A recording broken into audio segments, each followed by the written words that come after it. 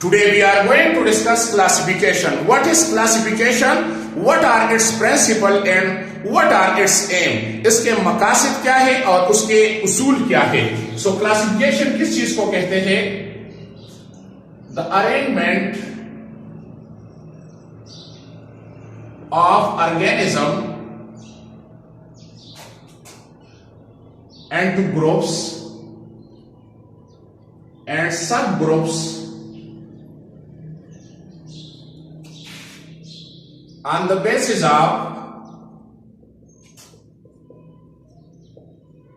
similarities and differences. The arrangement of organism into groups and subgroups on the basis of similarities and differences. جب ہم organism کو مختلف groups اور سب groups میں رکھتے ہیں کس کی بنیاد پہ؟ سملریٹیز اور ڈفرینسز کی بنیاد پہ، تو اس کو ہم کہتے ہیں کلاسیفیکیشن. سائنسدانوں کے مطابق تقریباً دنیا میں more than 10 millions آرگینزم ہے.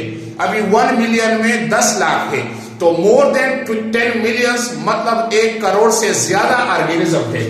لیکن اس میں جو آئیڈینٹیفائیڈ ہے، جو معلوم ہے، جو آئیڈینٹیفائیڈ آرگینزم ہے، آئیڈینٹیفائیڈ آرگینزم تو ہمارے ساتھ ہے 2 ملینز. ناؤ اس 2 ملینز میں ہمارے ساتھ 1.5 ملین اینیملز ہیں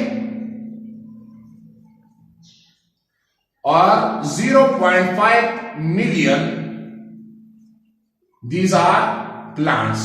Now to study each and every organism individual یہ بہت ہی جو ہے مشکل ہے.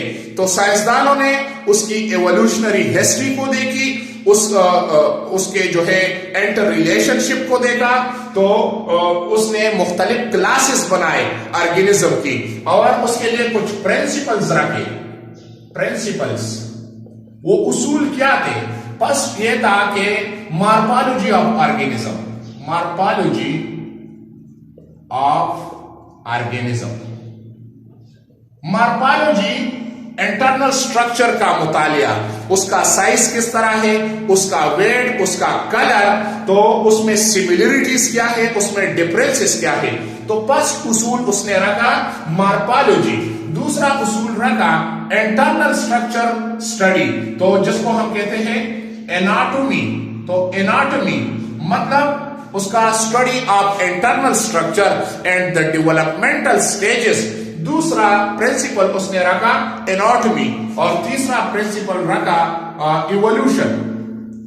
ایوولوشن مطلب history of evolution. The third principle اس نے رکھا اور چوتھا پرنسپل اس کا تھا جینیٹکس یا بایو کیمسٹری. Bio chemistry.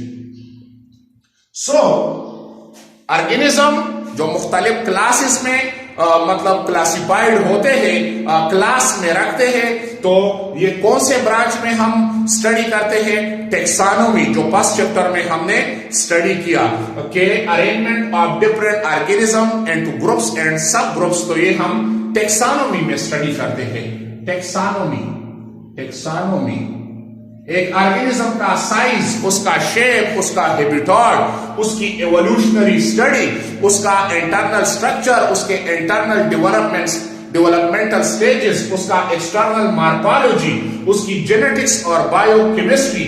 تو یہ پرنسپلز میں رکھے گئے اور اس بنیاد پہ جو ہے آرگینزم کو مختلف کلاسز میں جو ہے رکھا گیا. مثال کے طور پر اگر ہم برڈز لے لیں تو برڈز فشز سے الگ ہے. فشز کا جو ہیبیٹاٹ ہے وہ ہے پانی. اب دوسری طرف اگر ہم فش کو اٹھا دیں، ایک فش کو اٹھا دیں تو اس کا ہیبیٹاٹ تو پانی ہے، سمندر میں رہتا ہے.